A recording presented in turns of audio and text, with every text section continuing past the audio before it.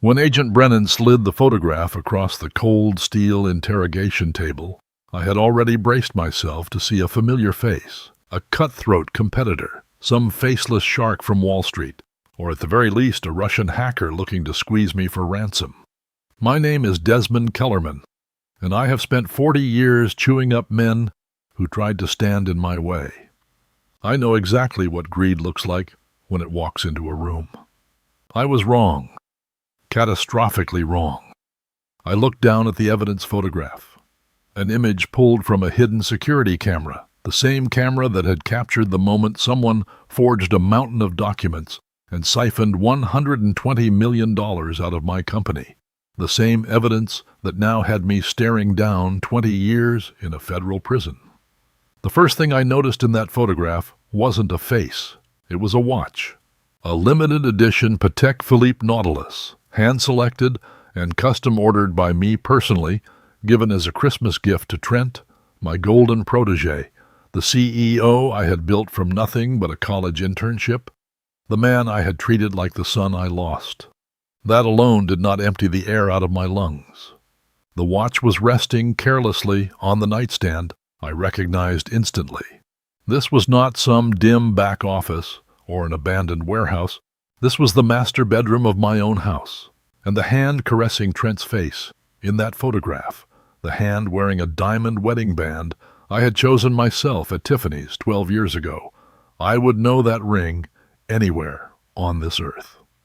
"Mr. Kellerman," Agent Brennan said, breaking the silence like a hammer through glass, "would you like us to call your wife and let her know you won't be coming home tonight?" I looked up at him, and I felt the ground split open beneath everything I thought I understood about my life. They believed I was the victim of a corporate fraud scheme. They had no idea that before the sun came up that morning, I'd already made up my mind to personally set fire to everything I called my perfect family. If you're sitting next to your spouse right now, or if you've handed your back to a colleague you call your closest friend, listen carefully to this story. Because the knife that goes in deepest never comes from your enemy.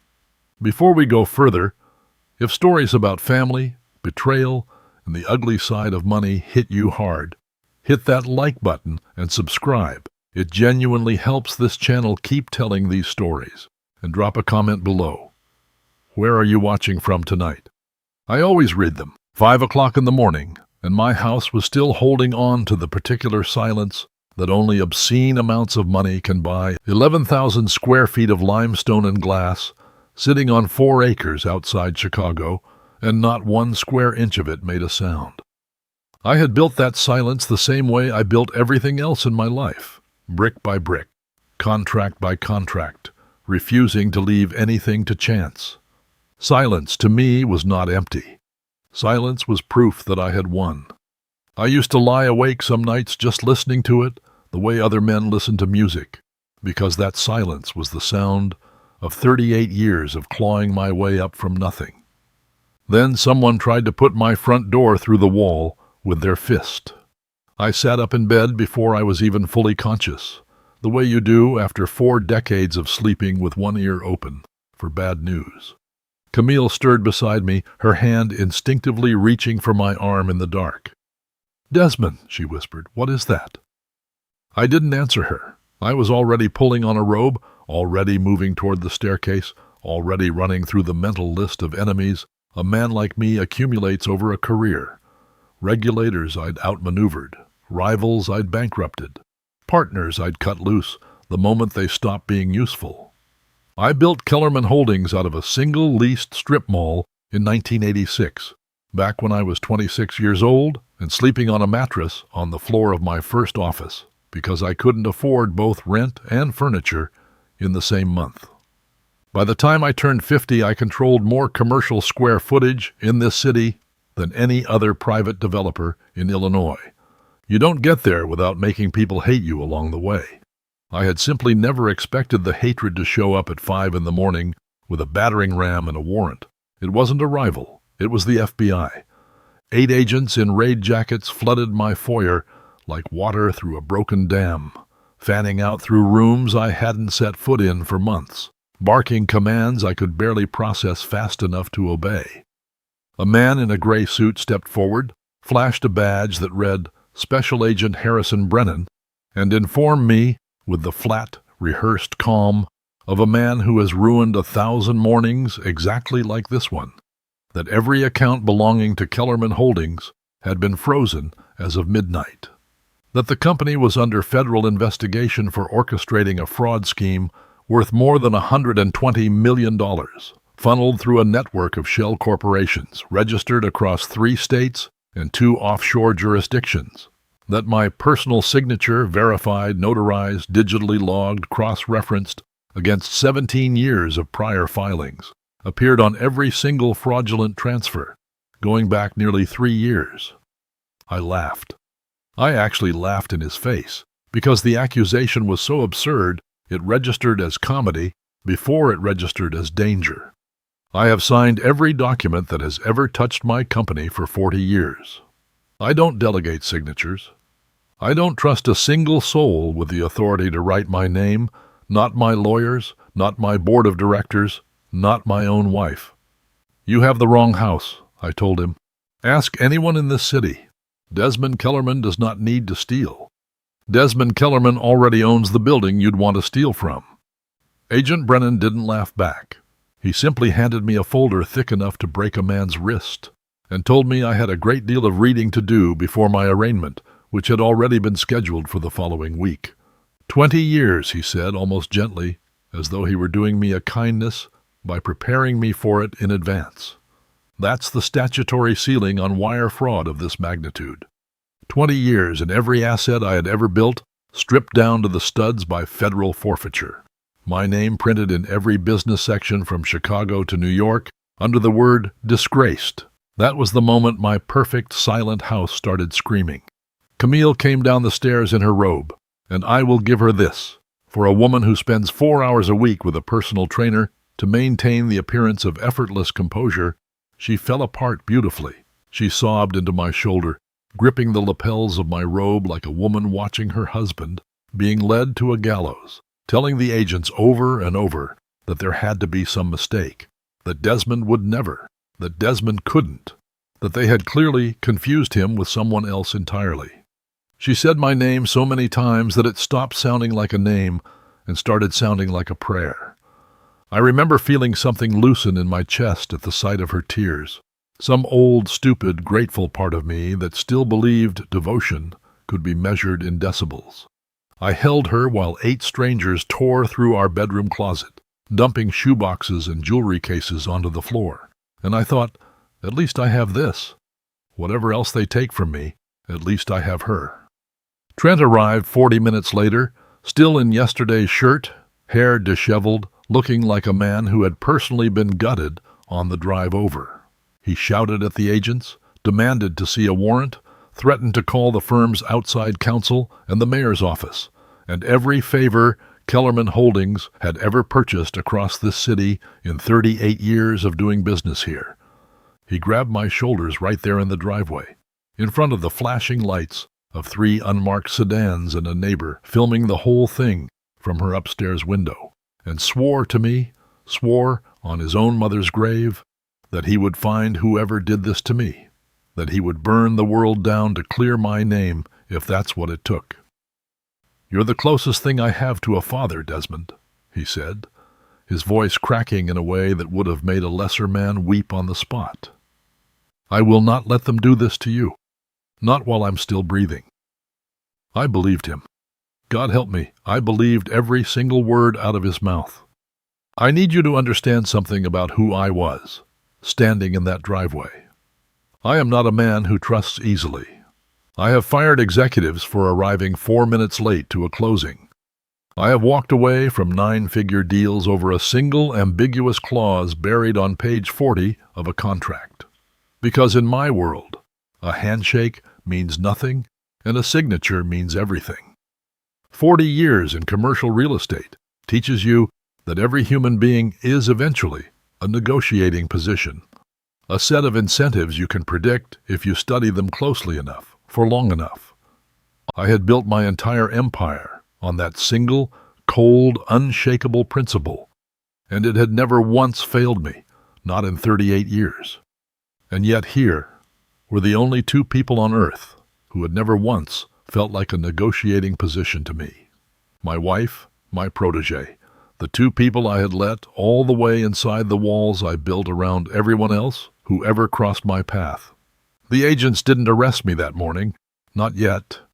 They confiscated my phones, my laptop, boxes of files pulled straight out of my home office, and informed me that I was, for the time being, free to remain in my house under the condition that I surrender my passport and make myself available for questioning without notice, day or night.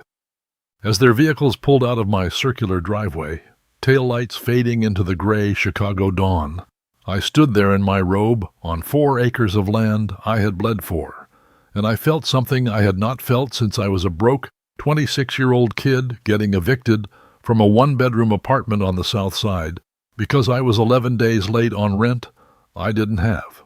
I felt small. For the first time in 3 decades, I felt genuinely, completely small. I remember turning to look at my house. Really look at it. The way you look at something for the first time when you suspect it might be taken from you, and thinking that somewhere out there, some competitor, some jealous rival, some anonymous coward hiding behind a law degree had decided to destroy everything I had spent a lifetime building from a single strip mall and a mattress on the floor. I promised myself, standing in that driveway with the cold morning air burning my lungs, that I would find them, that I would ruin whoever had done this to me the exact same way they were trying to ruin me. I had no idea that the person I was hunting for was already standing inside my own house, holding my own hand, wearing my own wedding ring. 40 years of reading people across a negotiating table, and I could not see the 2 knives closest to my own back. That is the particular cruelty of betrayal. It never arrives dressed as an enemy. It arrives dressed as the people who hold you while you cry. The days after the raid moved like sludge. I was, in every practical sense, a prisoner in my own 11,000-square-foot house. My passport sat in an evidence bag somewhere downtown. My phone was gone, replaced by a burner, one my lawyer insisted I use, monitored, I assumed, by someone with a badge and a warrant. The board of Kellerman Holdings, terrified of a stock collapse and a mass exodus of clients, forced an emergency vote within 72 hours of the raid, and I signed, because what choice did I have, chained to bail conditions and a house arrest of my own making, a temporary transfer of operational authority to Trent, emergency CEO powers, full signing rights, access to every corporate account that hadn't already been frozen by the federal government. I told myself it was temporary. I told myself Trent was the only person in that building who wouldn't let the company die while I fought for my life in a courtroom.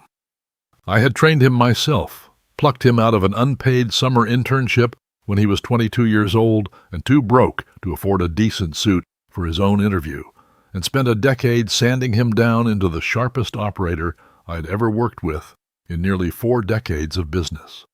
Handing him the keys felt at the time like the only sane decision available to a drowning man reaching for the nearest hand. Camille had her own theory about how to survive the coming months, and she brought it to me on the 4th night, sitting across from me in my study with a glass of wine she barely touched. "Desmond," she said, choosing her words the way she chose everything, carefully, elegantly, deliberately, "you need to think about a voluntary psychiatric evaluation. Before the arraignment, diminished capacity, extreme stress-induced breakdown. It buys you time, it buys your lawyers leverage, and no jury in this country wants to send a 62-year-old man with a documented nervous collapse to a federal prison for the rest of his natural life."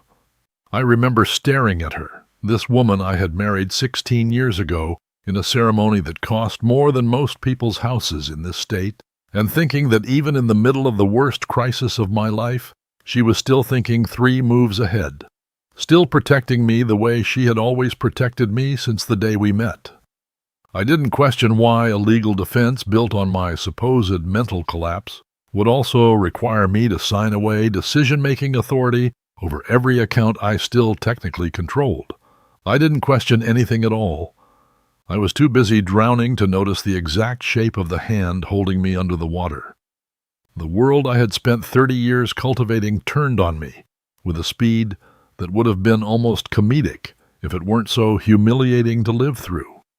Men who had golfed at my club every Saturday for a decade, men who had toasted me at charity galas and asked me, with genuine tears in their eyes, to be godfather to their children, stopped returning my calls within a single week.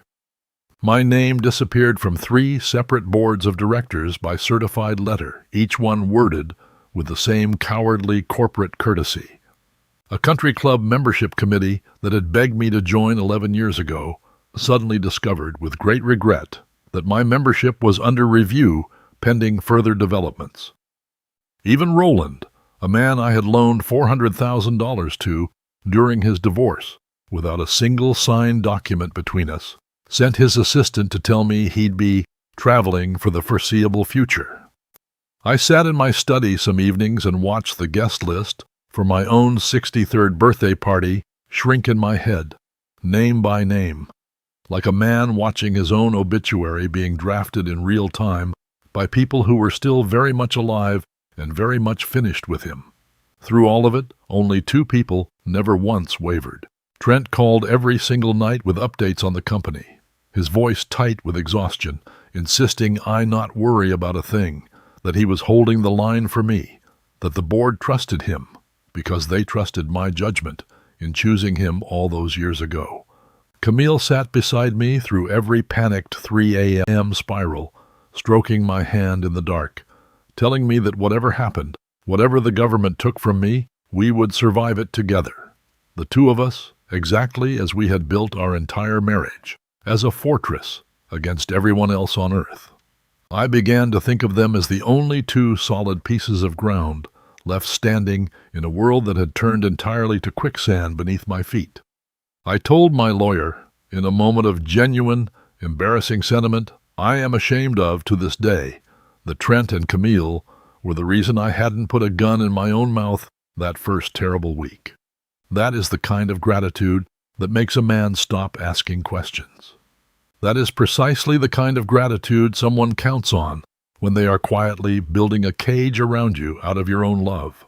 It was on the 11th night, unable to sleep, pacing my study at 2 a.m. like a man haunting his own house, that I went looking for a box of Cuban cigars I kept locked inside a cedar humidor, a gift to myself the year I closed my first billion-dollar deal, opened only on occasions that truly mattered, and God knows I needed a cigar that night more than I had needed anything in my entire adult life. The humidor had a combination lock.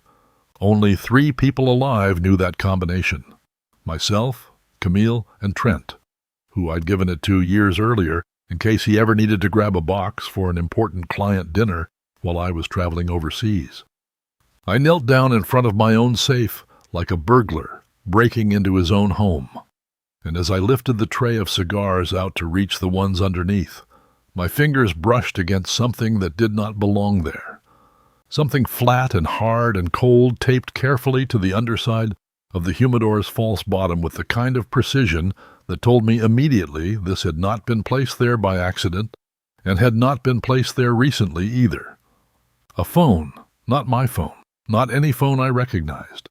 A cheap prepaid burner, the kind you buy with crumpled cash at a gas station specifically because it cannot be traced back to a name, hidden inside the one box in this entire 11,000-square-foot house that only my wife and my protégé had ever been given the combination to open. I sat on the floor of my study for a long time, just holding it in my hand, feeling the weight of it, this small, ugly piece of plastic that suddenly felt heavier than every steel beam I had ever bought and sold across 38 years of business. I told myself there was an innocent explanation. I told myself Trent had probably hidden it there for some harmless private reason of his own, an assistant he was seeing on the side, some petty little secret entirely unrelated to the disaster currently swallowing my life whole. I turned the device over in my hands 3 times, 4 times, studying the cracked screen protector, the faint smudge of a fingerprint near the power button, searching for anything that would let me put it back and pretend I had never found it at all. I did not turn the phone on that night. I sat with it in the dark, in a study lined with framed awards and photographs of a life I thought I understood completely down to its last detail, and for the first time since the FBI kicked down my front door, I felt something colder and sharper than fear. I felt the first flicker of a question I had never once, in 16 years of marriage and 10 years of mentorship, allowed myself to ask out loud, even to the silence of my own study, even to myself. What if the enemy I'd spent 11 sleepless nights hunting for was never outside my house at all? What if he or she was already inside, calling me every single evening to tell me not to worry, holding my hand through the dark, promising me we would survive this together? I put the humidor back exactly as I had found it. I replaced the cigars in the precise order I had taken them out, closed the lid, spun the dial 3 full rotations out of pure habit, and slid the burner phone into the inside pocket of my robe, against my own ribs, where it sat like a second, colder heartbeat for the rest of that night. I did not sleep. I lay in the dark beside Camille, listening to her breathe, with the deep, untroubled rhythm of a woman who sleeps like the innocent sleep, and I found myself doing something I had not done in 38 years of business. I found myself studying my own wife the way I would study a hostile counterparty across a negotiating table, cataloging every small tell I had spent 16 years choosing not to notice. I waited 3 more days before I turned the phone on, 3 days of sitting across the breakfast table from Camille, watching her butter toast with the same graceful, unhurried precision she brought to everything she did.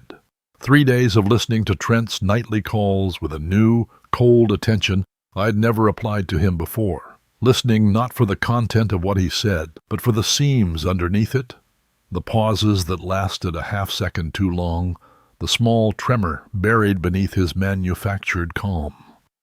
I said nothing to either of them during those 3 days. 40 years of negotiating had taught me that the moment you show your hand, you lose whatever leverage silence was still giving you. On the 14th night, I locked myself in the guest bathroom on the far side of the house, ran the shower for cover, and powered the burner phone on with hands that were not entirely steady. It asked for a passcode. I tried Camille's birthday. I tried our wedding anniversary. I tried the date I had closed my first deal, the same number Trent had used for every corporate access code I'd ever set up for him over the years. On the 4th attempt, I tried the date Trent started at my company as a 22-year-old intern, the day I had personally shaken his hand across my desk and told him, in front of the entire summer class, that he had a real future in this business if he was willing to earn it. It opened. There is a particular kind of nausea that has nothing to do with your stomach. It lives somewhere behind your sternum, and it does not announce itself gradually. It arrives all at once the way a building collapses, not brick by brick, but entirely in a single silent instant, the moment your eye catches the first line of a text thread 3 years deep, sent from a contact saved simply as C. I am not going to walk you through every message on that phone, because I do not have the stomach to relive it a second time, and frankly, you don't need every filthy detail to understand the shape of what I found. What I found was 3 years. 3 years of my wife and my protégé meeting in hotels I had personally recommended to out-of-town clients, exchanging messages that made it very clear this had started long before the fraud, long before the FBI, long before any of it, that the affair was not a symptom of the crime. The affair was the seed the crime grew out of, planted years before I ever suspected either of them of anything worse than working too many late nights together on the Riverside Tower deal, back when I had actually praised their work ethic to my board. And buried inside that same phone, in a folder labeled with nothing but a string of numbers, I found the truth about the money. Trent had built the shell company network himself, using a corporate structuring specialist he had met years earlier at a real estate conference in Miami, a man whose name meant nothing to me and would soon mean everything to the case sitting on a federal prosecutor's desk downtown. Camille's role was smaller in scope, but far more devastating in effect, using a power of attorney I had granted her a decade ago during a minor surgery when I couldn't be reached for signatures, to authorize a handful of transfers that, cross-referenced against my own digital signature log, made every fraudulent document appear to originate from me and me alone, in my own hand, in my own voice, on my own letterhead. She had spent a decade quietly holding a key I had entirely forgotten I ever gave her, waiting, with a patience that turned my stomach, for the exact moment it would become useful to someone other than me. The plan, laid out across dozens of increasingly casual messages as their confidence swelled with every passing month, was elegant, in the way only true cruelty can be elegant. Push me toward the psychiatric evaluation Camille had already been gently steering me toward for 2 weeks, disguised carefully as devotion, as concern, as love. Get me declared mentally incompetent, or close enough to it that a court-ordered conservatorship became the obvious, humane, loving solution for everyone involved, including me. With legal control of my finances and my medical decisions locked in their hands, they could finalize the sale of 3 commercial properties currently under contract, move the last of the liquid assets through channels the FBI hadn't traced yet, and let me either take a plea deal that kept me out of prison in exchange for a lifetime of guilt and dependency, or let the entire case simply collapse around an old man too broken to stand trial. Either outcome left them holding everything I had spent 38 years building. Either outcome left me holding nothing but a diagnosis and an empty name on a company letterhead that no longer belonged to me. They were going to bury me alive inside my own mind and call it love the entire time they did it. They were going to stand at my funeral one day, whenever it finally came, and accept condolences for how devotedly they had cared for a broken old man at the end. I sat on the edge of that bathtub for what felt like hours, the water running cold behind the shower curtain, and I want to tell you, I felt rage first. I didn't. What I felt first was something closer to grief, the specific, hollowing grief of watching every memory you own get rewritten in real time, frame by frame, right in front of you, while you sit there, powerless to stop it. The night Camille cried into my shoulder in the driveway while the FBI tore through my closets. The night Trent grabbed my shoulders in that same driveway and swore on his own mother's grave. Every phone call, every quiet dinner, every ordinary Tuesday evening I had spent believing, with my whole chest, that I had somehow found the 2 people on this earth who loved me without a price tag attached to the love. There had always been a price tag. I simply hadn't been shown the number yet. The rage came second, and when it finally arrived, it did not arrive the way you might expect from a man who has thrown chairs across boardrooms and screamed at state senators over zoning appeals. It arrived cold. It arrived quiet. It arrived the exact same way I had always closed my biggest, most brutal deals across 38 years of business, with a stillness that terrified the people sitting across the table from me far more than shouting ever could. I turned off the shower. I dried the phone with a hand towel, my hands finally steady for the first time in 2 full weeks, and I understood, with a clarity that felt almost religious, kneeling there on my own bathroom floor at 2 a.m, that I was no longer the target of this story. I was about to become the author of it. But even sitting there, phone in hand, evidence of a 3-year betrayal glowing cold in my palm, I still had no idea that someone else in this story already knew every single word of what I had just discovered. Someone who had known for months, possibly longer than that. Someone who had been quietly watching Camille and Trent build their little empire of lies with the patience of a man who had learned, in the hardest possible way, exactly how little his own father's love had turned out to be worth once it carried a real cost. I sat with that phone until the sky outside the bathroom window turned from black to a bruised gray, cycling through the same handful of messages over and over, as though repetition might somehow soften what they said. It never did. Each read only sharpened the picture until I could see the entire architecture of my own destruction laid out with the same cold precision I had once admired in Trent's quarterly projections. He had learned to build empires from watching me build mine. He had simply chosen, in the end, to build his on top of the wreckage of my life, instead of beside it. I splashed water on my face, put the phone back exactly where I had found it, taped down flush against the false bottom the way it had been for however many months, closed the humidor, spun the lock, and walked back to bed to lie beside a woman I now understood I had never actually known, in a marriage I now understood had never once been real, not on a single night of it. 2 days after I read those messages, I found something else, proof that the burner phone had not simply gone unnoticed by whoever hid it there.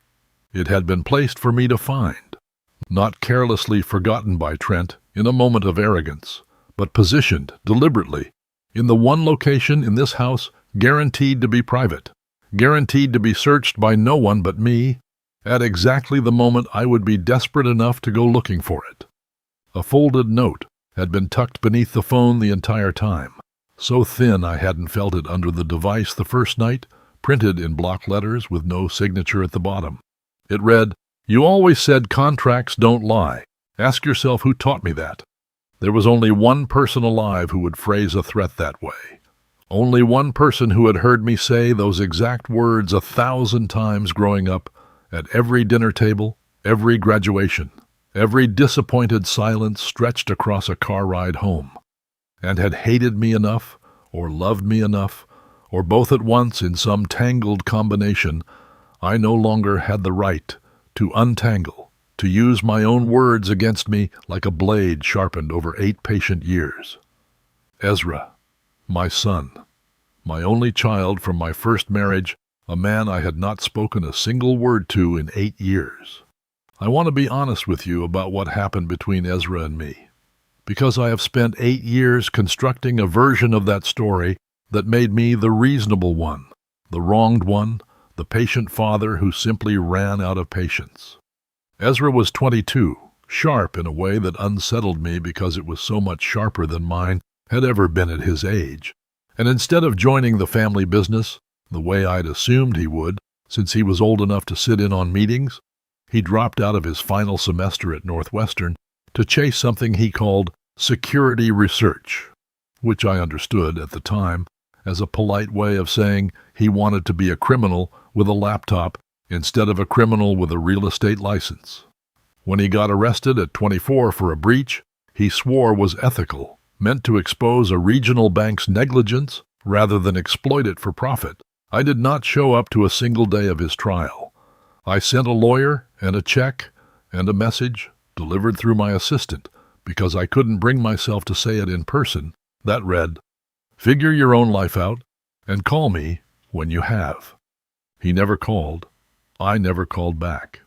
8 years of silence, and somewhere in the middle of all of it, I had quietly decided to believe he simply didn't want a relationship with me anymore, because that version of the story let me sleep at night without confronting the much uglier truth underneath it, that I had disowned my own son, not because he had broken the law, but because he had broken my plan for him. And I had never once in my entire life forgiven anyone for that particular crime. I found him at a diner on the edge of the city, a grease-stained, fluorescent-lit place I would never in 100 years have chosen to eat in, because the address was the only thing written on the back of that note, along with the time and nothing else. I slipped past the private security detail Trent had generously arranged for my protection, took a cab under a name that wasn't mine, and sat down across from a son I barely recognized anymore. He'd cut his hair short. He had a tattoo running down his left forearm I had never seen before. He looked older than 30 and harder, in a way that made something in my chest twist with a guilt I had spent 8 years actively refusing to feel. He did not hug me. He did not ask how I was holding up, or how I was sleeping, or whether I had eaten.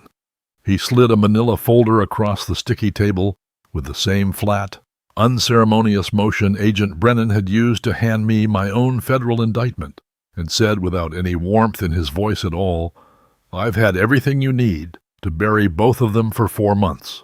I could have handed this to the FBI back in April and watched you walk out of that courtroom a free man by June. Why didn't you?" My voice came out smaller than I wanted it to, smaller than I could remember it ever sounding. "Because you needed to sit in it first." He said it without cruelty, which somehow made it land worse than if he had shouted it across the diner. "You needed to feel one single day of what it's like to be thrown away by the people who are supposed to love you unconditionally. You taught me that exact lesson at 22, old man. I'm just returning it to you with interest, the way you always taught me interest works." I opened the folder with hands I could not fully steady. Inside was everything.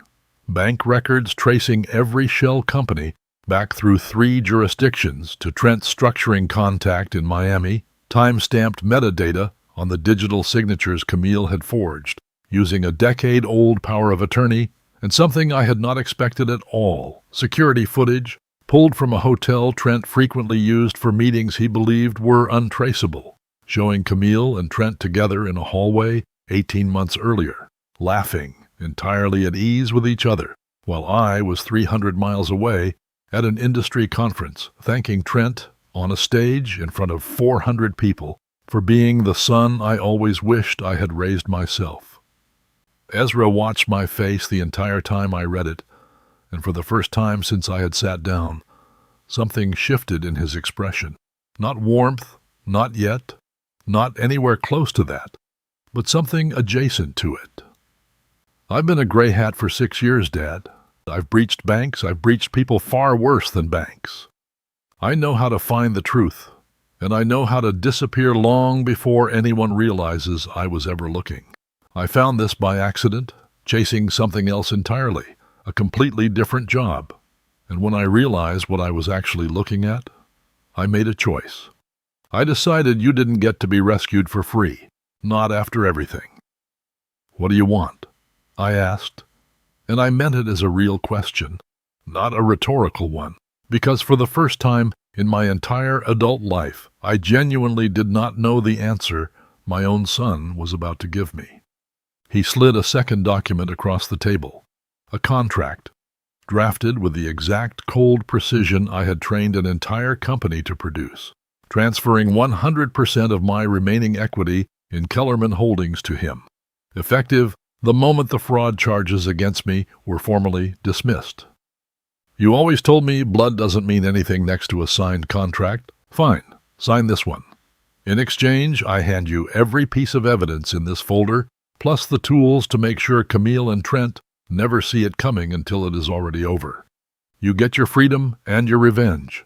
I get the one thing you were always going to leave to a stranger anyway, the second I was inconvenient to your image."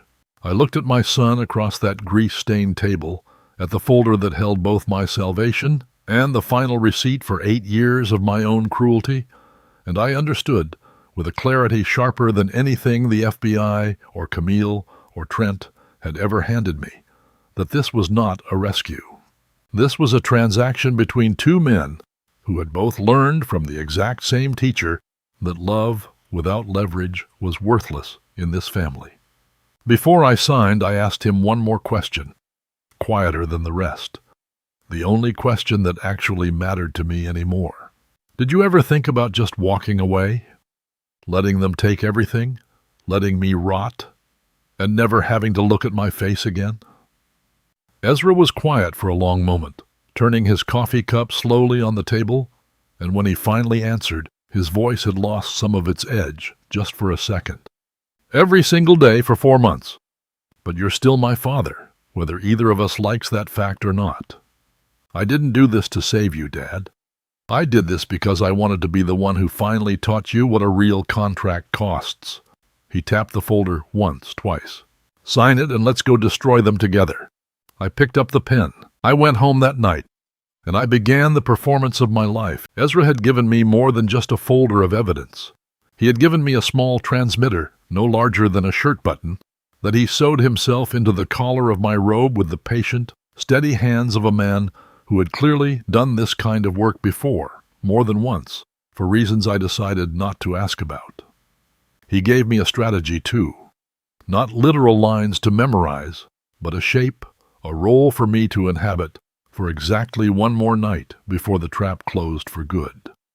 Give them exactly what they've been waiting for, he told me, sitting across from me in that grease-stained diner booth. Let them believe they've already won. People get careless the moment they think the war is over. So I became, over the following 48 hours, precisely the broken old man Camille had been quietly building a legal case for since the night of the raid.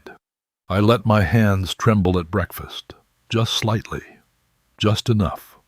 I repeated a question I had already asked 10 minutes earlier, watching Camille's eyes flicker toward Trent across the table with something that looked, God help her, almost like relief. I wandered into the wrong room looking for files that didn't exist and never had.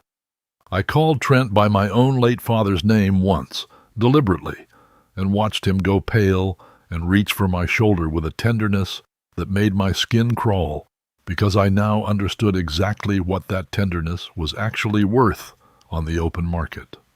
By the second night, Camille informed me, in the gentle, patient tone of a woman speaking to a frightened child, that she and Trent had scheduled a small dinner at the house the following evening to celebrate some very good news. The psychiatric evaluation had gone through, the paperwork for a temporary conservatorship was ready, and all it required now was my signature in the morning, in front of a notary, to formalize what she called protecting our family's future together. I told her that sounded wonderful. I told her I trusted her completely, with my whole heart, exactly as I had for 16 years. I watched something in her shoulders relax that had been tense since the morning the FBI first came, and I felt nothing at all where 16 years of marriage should have been living inside me. The dinner itself was staged with the same obscene elegance Camille brought to everything in our life together. Candles she'd had shipped from a boutique in Paris, the same brand we'd used at our wedding. A bottle of wine from the exact vintage we'd shared on our honeymoon in Tuscany, which struck me, sitting there, as either an act of extraordinary cruelty or an act of total obliviousness on her part. I have still never fully decided which, and I'm not sure it matters anymore. Trent wore the same watch from that first photograph, the Nautilus I had given him with my own hands 2 Christmases ago, resting on his wrist across the table like a trophy he had entirely forgotten he was still wearing in front of the very man he'd stolen it from, along with everything else. They toasted to my health. They toasted to brighter days ahead for the whole family. Camille reached across the table at one point and took my trembling hand, the same hand she'd once gripped in the driveway, while 8 federal agents watched her perform devotion for an audience of strangers, and told me she loved me more than she had ever loved anyone in her entire life. I let her hold it. I let the transmitter sewn into my collar carry every syllable straight to Agent Brennan's earpiece, 3 blocks away in an unmarked van parked outside my own gate, exactly where Ezra had promised me it would be waiting. Somewhere between the appetizer and the entree, I began very carefully to talk. I told them, in the vague, wandering voice of a man losing his grip on the present tense, that I had been dreaming lately about the early days of the company, about the strip mall, about the mattress on the floor of that first office 38 years ago. I said I sometimes couldn't remember whether certain things had really happened or whether I had only dreamed them. A burner phone hidden in a cigar box, for instance, or a hotel hallway 18 months ago, or a folder full of bank records that traced back to a man in Miami whose name I couldn't quite place anymore. I watched Trent's fork stop halfway to his mouth. I watched Camille's smile hold perfectly still on her face for one full second too long, the way a photograph holds a moment no one actually meant to capture. "Desmond, sweetheart," she said carefully, setting down her wine glass with exaggerated calm, "you're confusing your medication with your memories again. That's exactly why tomorrow will be such a relief for all of us, once it's finally handled." "Of course," I said, and I smiled at her the way I used to smile across a negotiating table at a man who thought he'd already won, right before I closed the deal underneath him entirely, out from under his own feet. "You're probably right. I get so confused these days. It's a good thing I have the two of you looking out for me, the way you always have." Trent laughed a beat too loudly, reaching for the wine bottle to refill glasses that didn't need refilling, and underneath the table, out of sight of either of them, I felt the small button in my collar grow warm against my throat, a tiny mechanical heartbeat that I understood, sitting there in candlelight, surrounded by two people plotting to erase me, was the closest thing to real loyalty left in that entire room. They toasted again before dessert. They talked, openly now, emboldened by wine and by what they believed was my crumbling mind, about which properties would sell first once the conservatorship cleared, about a house in the Cayman Islands Trent had already quietly toured over a video call the week before, about how relieved they both felt that the hardest part was almost behind them at last. Camille laughed at one point, actually laughed, a bright, genuine sound I remembered from our wedding day 16 years ago, and told Trent that she never thought loving two men at once could feel this uncomplicated, this easy. I raised my glass along with them, and for one strange, suspended moment, sitting in my own dining room, surrounded by candlelight and betrayal and a stolen watch on my protégé's wrist, I felt something I can only describe as a terrible, private peace. Not because I had forgiven either of them, I never will, not for the rest of whatever life I have left on this earth, but because I finally completely understood exactly what I was dealing with. And for a man who had spent 38 years building an empire out of understanding exactly what he was dealing with, that clarity felt, in its own cold way, like coming home after a very long time away. They had no idea that every single word of that toast was already being logged, time-stamped, and forwarded directly to a federal case file 3 blocks away. They believed, with their whole chests, that they were celebrating the beginning of their new life together. They were, in fact, hosting the last supper of their old one. I remember, near the end of that dinner, watching Camille lean over to refill my water glass, her diamond wedding ring catching the candlelight the exact same way it had caught the flash of that hidden security camera in Agent Brennan's photograph. And I thought about how strange it was that the same ring could look like devotion in one light and evidence in another. I thanked her. I told her the water was very kind of her.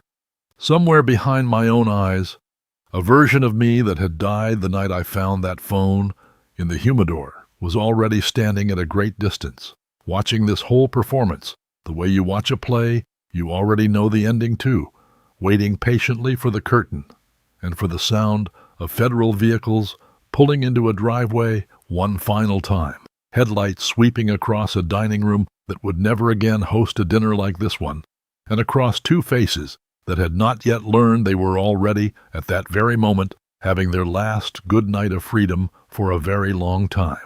The signing was scheduled for 10 o'clock the following morning in the glass-walled conference room of Camille's estate attorney downtown, 40 stories above a city I had spent 38 years reshaping one steel beam at a time. I arrived exactly on schedule, dressed sharply for the first time in weeks, my hands finally, genuinely steady, because for the first time since the FBI kicked down my door, I was not performing a single thing that morning. Camille and Trent were already seated when I walked in, radiant in a way I hadn't seen from either of them since before the raid, whispering to each other with the easy, careless intimacy of two people who believed the hardest chapter of their lives was finally, mercifully behind them, and a much easier one was just beginning. The attorney had the conservatorship papers laid out across the table, like a wedding contract. 3 copies, tabbed and flagged everywhere my signature was required. Camille reached over and squeezed my hand once, warmly, the way you'd reassure a nervous patient before a routine surgery. "You're doing the right thing, Desmond," she said, her voice soft with what I now recognized as rehearsed compassion. "This is going to feel like such a weight off your shoulders, sweetheart, I promise you." I picked up the pen they handed me. I let it hover over the first flagged line for one long, deliberate second, long enough that I saw a flicker of something. Not quite worry, not yet, but the faint shadow of it, cross both of their faces at the exact same moment. A small crack in the performance they had rehearsed for weeks. And then, instead of signing, I looked up, past Camille, past Trent, toward the frosted glass doors of the conference room, and I said quietly, in the same steady voice I'd used to close 1,000 deals, "You should both turn around now." The doors opened before either of them could ask why. Agent Brennan walked in first, flanked by 4 other agents, and behind him, hanging back in the doorway with his arms crossed and a look on his face that I will remember for the rest of my life, stood Ezra. Not smiling, not gloating, just watching with the same patient, unreadable expression I imagined he'd worn for 4 months while he sat on evidence that could have freed his father the moment he found it, and chose instead to let his father finally learn in full exactly what it felt like to be the one holding all the losing cards for once. I will not pretend the next 10 minutes were dignified, because they weren't, and I have promised you the truth instead of a tidy ending. Camille screamed my name so many times it stopped sounding like a name again, the same way it had the morning of the raid, except this time there was no love hiding underneath it anywhere, only the raw animal sound of a woman watching an empire she had spent 3 years quietly stealing collapse in real time, right there in front of her own attorney. Trent didn't scream. He went very still, the way I imagine he'd learned to go still from watching me negotiate for an entire decade, and looked at me with something that might have been the first honest emotion he'd shown me in years. Not guilt, but pure, undiluted calculation, already working the angles of a plea deal before the handcuffs had even fully closed around his wrists. "How?" was the only word he managed to get out to me, across that conference table, as an agent guided his hands behind his back with practiced efficiency. "You taught me that a signature isn't the only thing that can be recorded," I told him. "You just never imagined I'd learn to use a microphone the exact same way I use a contract, did you?" Agent Brennan later told me the transmitter had captured more than enough for federal prosecutors to build an airtight case against both of them, Camille and Trent's own voices, discussing the properties, the offshore accounts, the conservatorship, all of it recorded in their own words on the exact night they believed, with their whole chests, that they had already won. Combined with Ezra's evidence, the federal case against me collapsed within 6 weeks, formally dismissed with something close to an apology from the same prosecutor's office that had once promised me 20 years. The case against Camille and Trent took considerably longer, and ended 8 months later, with Trent pleading guilty to 12 counts of wire fraud in exchange for a reduced sentence, and Camille convicted on 9 separate counts after a trial she fought until the very last possible day, still insisting right up until the verdict was read aloud that everything she had done entirely out of love for me.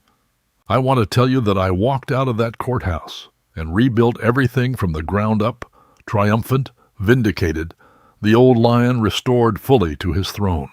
That is not what happened, and if you've made it this far into my story, you deserve the truth instead of a tidy Hollywood ending wrapped in a bow. The contract I signed with Ezra in that diner was ironclad, exactly the way I had trained him, without ever meaning to make it. The moment the federal charges against me were formally dismissed, 100% of my remaining equity in Kellerman Holdings transferred to my son, precisely as written, precisely as I had agreed to it with my own signature, on my own last good pen, in a diner booth that smelled like burnt coffee. Ezra did not gloat about any of it. He simply thanked me, shook my hand once in a marble hallway outside a federal courthouse, and told me he'd see me at the holidays this year, if I actually wanted to come. Then he walked away to go run the company I had spent 38 years building from a single lease strip mall and a mattress on the floor of my first office. I am 62 years old. I am, by every legal definition, a free man. I am also, for the first time since I was 26 years old, a man with no company left to run, no wife to come home to, and a protégé, serving 11 years in a federal facility, 2 states away for crimes I once would have sworn on my own life he was incapable of committing. I still own this house, the 11,000 square feet of limestone and glass I once thought represented everything I had ever wanted out of this life. Some nights I walk through it alone, room by room, and the silence I used to be so proud of no longer sounds like victory to me at all. It sounds exactly like what it actually is, empty and entirely mine. Here is the lesson I would ask you to take with you if you've stayed with me this long through all of it. I spent 38 years believing that love, like everything else worth having in this life, could be built the same way I built buildings, with contracts, with leverage, with careful, deliberate control over every single variable. I was wrong about a great many things in my life, but I was never more catastrophically wrong than I was about that one belief. The only person who ever loved me without demanding a single thing in return was the one person I threw away for daring to disappoint me 8 years ago. And by the time I finally understood that simple, devastating fact, the only thing he had left to offer me back was a lesson, delivered exactly the way I had spent his whole childhood, teaching him to deliver one, through a signature on a piece of paper, in a language we had both, for our entire lives, been quietly mistaking for love itself. I got my freedom. I got my revenge, cold and complete, exactly the way I always closed a deal. I lost everything else that ever actually mattered, and I built every single inch of that loss myself.